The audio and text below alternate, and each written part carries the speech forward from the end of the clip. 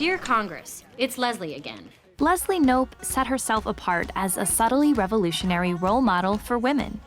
I win, we move in there. I'll take the West Wing, you take the East Wing, you can be the first gentleman. Back in 2009, when Parks and Recreation started airing, Leslie didn't fall into one of the already established categories for strong female characters on TV. She was hardworking and successful without being cold or cutthroat, endearingly quirky without being an eccentric oddball, a believer in female friendships and girly activities without being a princess or a romance junkie. In a nutshell, Leslie was a woman written for real women. She demonstrated how to turn traditionally feminine strengths like caring about things, paying attention to details, putting relationships first, and supporting other women into sources of power in the workplace and the world.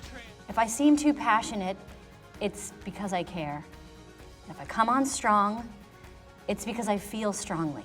Over 7 seasons, Leslie showed us what being a woman's woman really means.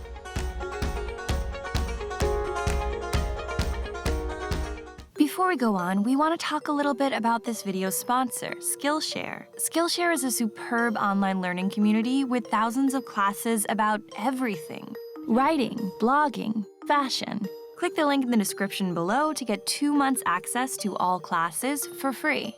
I guess some people object to powerful depictions of awesome ladies. It may be hard to remember now, but season 1 of Parks and Rec had a very different feel to the rest of the series, especially when it came to Leslie's character. Let's get started. Ow. Sorry. Oh, I'm sorry. Metal. She began as a kind of oblivious Michael Scott type. Tom Haverford, boy genius. Smooth like milk chocolate. Sam Beasley, office hottie. She will do you. Who wasn't well liked or respected by her coworkers. From time to time, when I think of an eloquent saying or a phrase, I have Tom write it down. He's collected them from my memoirs. Here's Leslie's quote from Wednesday. She was less aspirational figure and more punchline. I like your hairdo, Leslie. Thank you, Ron. It's just like my brother's. He's an officer in the Air Force. But it was never the showrunner's intention to present Leslie as someone whom we shouldn't take seriously. So when they realized this is how she was coming across, they started to frame her character differently. Show creator Michael Schur has said that he didn't change Leslie's personality so much as how the other characters reacted to her. Leslie remained just as dorky and excitable from season 1 to season 2, but because her dorkiness was now treated with more affection, we went from looking down on her for that over-the-top enthusiasm and intensity to admiring her for those same qualities. That was Kirk Gibson hobbling up to the plate and hitting a homer off of Dennis Eckersley. That was Leslie Knope. Schur says that Leslie, quote, evolved into a character for whom there was no difference in her private and public thoughts, motives, or feelings. This is a big part of why the people around her and the people watching came to be in awe of Leslie. If everyone in government were like you, then I would probably still work there. Essentially, she's a really authentic person who puts it all out there. She lives according to the principles she believes in. We need to remember what's important in life. Friends, waffles, and work. Or waffles, friends, work. It doesn't matter. But work is third.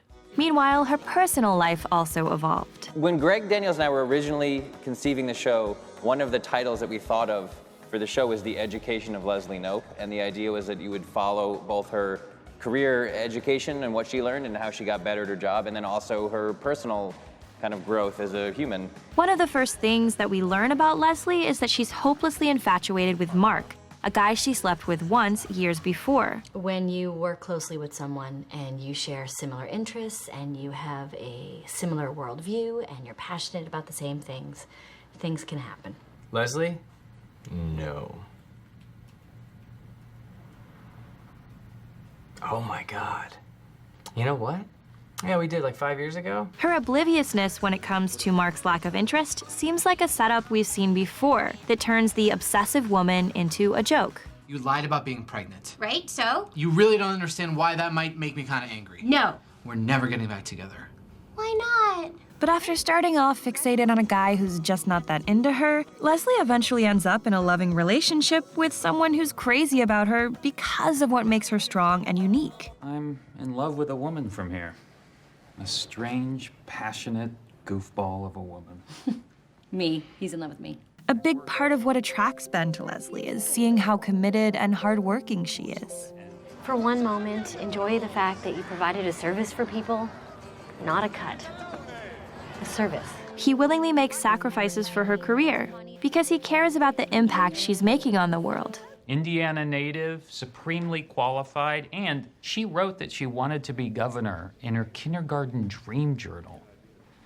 This makes sense. So Ben shows what it really means to be a partner to a strong woman. That it's not about paying lip service, but actively supporting them so they can go after what they want.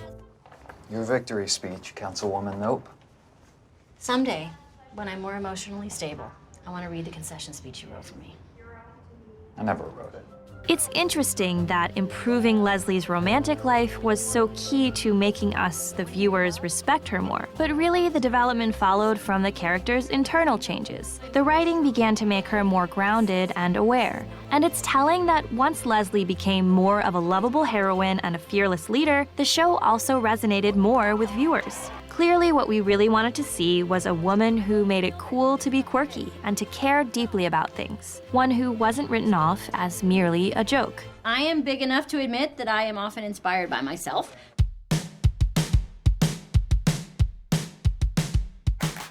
Leslie's a working woman who doesn't cut herself off from her femininity. Instead, she relies on her traditionally feminine characteristics and shows that they are extremely helpful in the workplace. The yearly budget and planning proposal for a city is called the Master Plan. Isn't that just so awesome you can't stand it? Leslie has ambition, which is usually seen as a masculine characteristic. I'm gonna work until I'm 100 and then cut back to 4 days a week.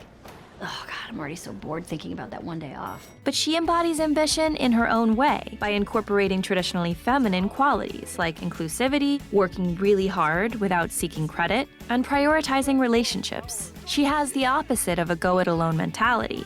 No one achieves anything alone. She actively mentors April, even against April's will. I am so proud of you.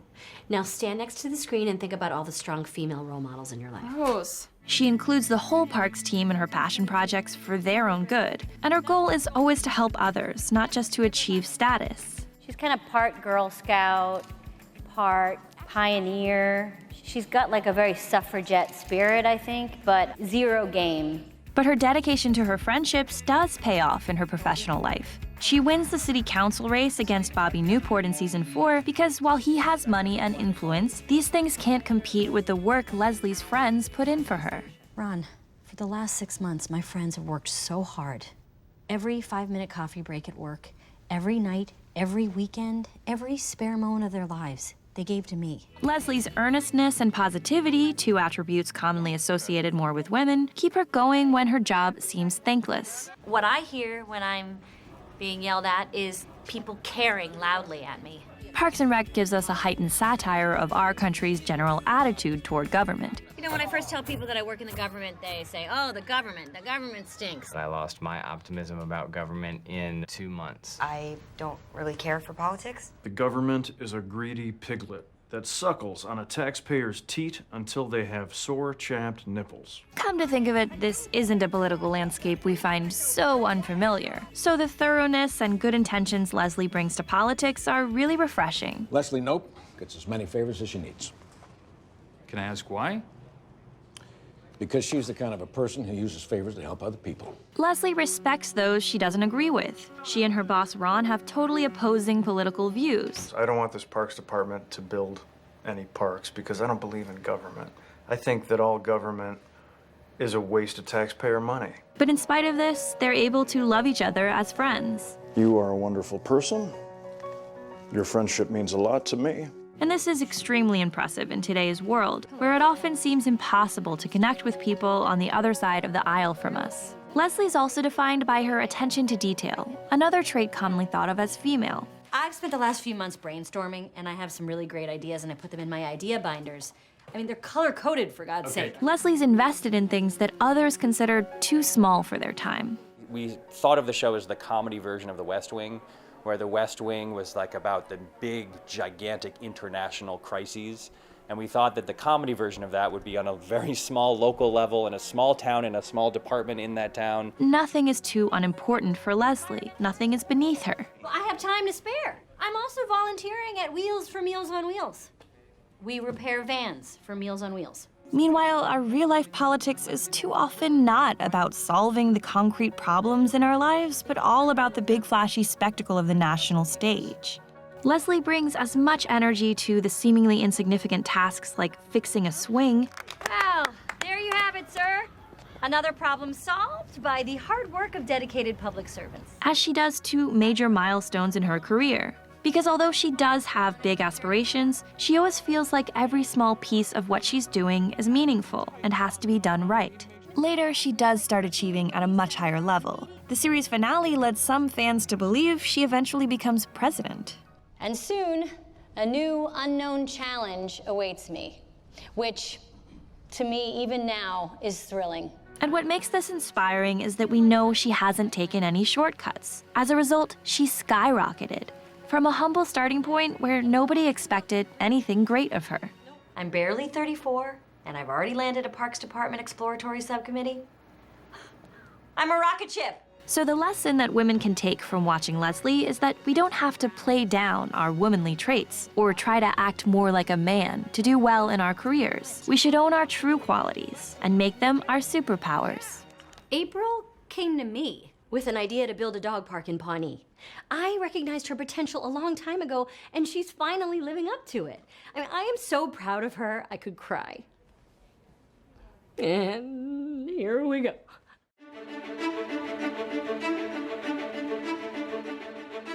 Leslie embraces a feel-good feminism that's bubbly and infectious. I'm a feminist, okay? I would never ever go to a strip club. I've gone on record that if I had to have a stripper's name, it would be Equality. She's a total fangirl when it comes to powerful women in government. Here is my wall of inspirational women. And her dedication to supporting other women is a real source of joy and strength for her. She even invents Galentine's Day to turn this appreciation into a holiday. Every February 13th, my lady friends and I leave our husbands and our boyfriends at home and we just come and kick it breakfast style. But really, she celebrates female friendship every day of the year. You know my code.